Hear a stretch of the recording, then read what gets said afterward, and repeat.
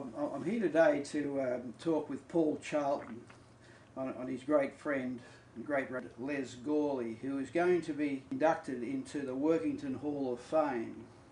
So first of all, Paul, just tell us about your first meeting that you ever had with Les.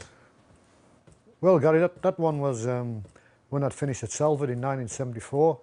I signed for Workington Town in 1975, and I signed as the head coach or player coach, and that's the first time I met Les, and was pretty, how would you say, took back by the size of the guy, you know, and his attitude.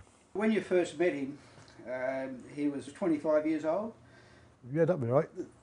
What was the attributes you saw in him at that age that made him become a great player?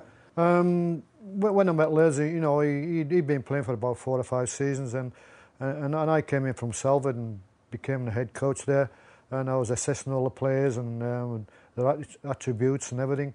And Les was one of these guys that stood out. You know, he had a lot of character, he had a lot of passion, a lot of desire, and a lot of height, a lot of weight, and a lot of speed, and that goes well for a player who eventually would become a Great Britain international. One of the great things we've noticed, and it goes right back to all Great Britain players, they've always been able to have a great offloads. And Les was one of a player who had a great offload. Yeah, one hell of a player. When I started playing with him, I found out which way he liked to pass the ball, you know, whether it was left or right. He was possibly better on the right than what he was on the left, and we used to talk to each other regularly through the game, and he would say, I'm going to this particular point, and I want you on the left side, I want you on the right side, and he'd give me a bucket full of tries, yeah, a bucket full of tries, and I was just finishing off the work that he created. Attack is only one part of the game. The other part of the game is defence. Yeah. He was an aggressive defensive player. Yeah, I certainly wouldn't like to be running straight at Les, because he was the sort of player to pick up with one hand. He was that big a fella. And his presence on the field, like, I think people looked at him and said, Jesus, I'm not going to go near that guy, you know. They'd run the other way, and I'm sure I would have done the same. To rise from working and go on and be an international player, you've got to have attitude. Yeah, I've got attitude, yeah. And he had a great attitude. He also had the will to win, and he had a bit of a passion for the game. And all that wrapped into one makes a good player. It really does make a good player. And Les had those attributes, and eventually it did make him a great player. You actually saw in Les, when you first went there in 1975, when he was only 25-year-old, you even sensed then that he had the class to go on and become an international. Oh, he certainly had. You know, he just, how can I put it, he just had to steady his game a bit. Maybe he was a bit flamboyant at first, but he steadied down, and he got his act together. And as you see, further on in his career, he became an international. And you don't get picked for England if you're no good, mate. You got to have passion. Yeah, you got to have passion, you got to have the desire. And he had all that. He had all that. He was first selected to play for England whilst you were his coach. Tell us about your very first thoughts when you first ever saw him play. Yeah. When I first saw him play, you know,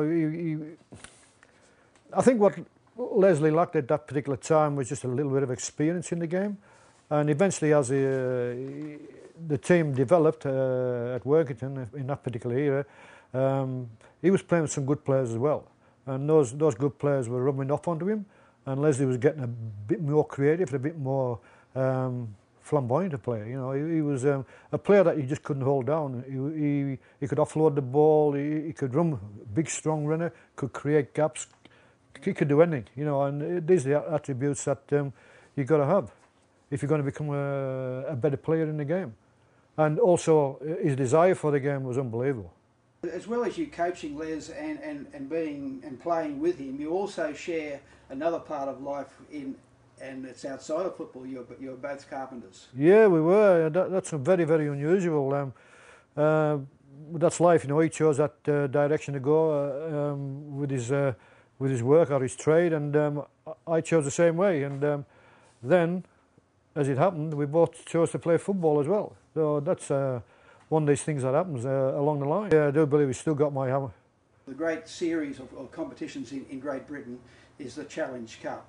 Not many players really get to even play in it. That's right. That's right. Les Gorley appeared in 5 Challenge Cups, even though it wasn't for Workington, it was for Widnes, just to show what a great player and a great experiences he would have had playing at Wembley. That's amazing, you know. You did mention there about some great players who never made, even got near a cup final or a Challenge Cup final. And unfortunately, there's a lot of players that I know that have not, and I'm in that category as well. I've never made it. I never played a Challenge Cup final. Played in every other final, but never played in a Challenge Cup final. Some guys who go to a certain club can play, as Les did, 3 or 4 seasons on the trot. And the only thing I can say is best of luck to the boys. Played against Australia, international level.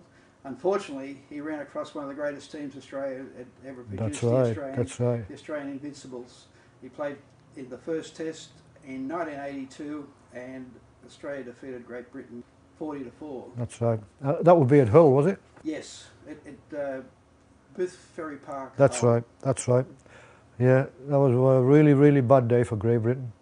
Unfortunately, a massive crowd turned up. Both teams turned up to play, but unfortunately, one team on that particular day only played, and that was Australia. They hammered England, or Great Britain. You know. That was a great side. It was a great side. You know, some great players. I just want to say that Les, you know, it's been a great honour to play with you, play against you as well. That was something special.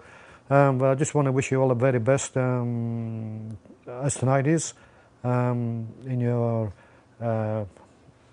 acceptance into the Workington Town Hall of Fame. And I'm 10,000 miles away, mate, but I'll be with you shortly. Thanks, mate.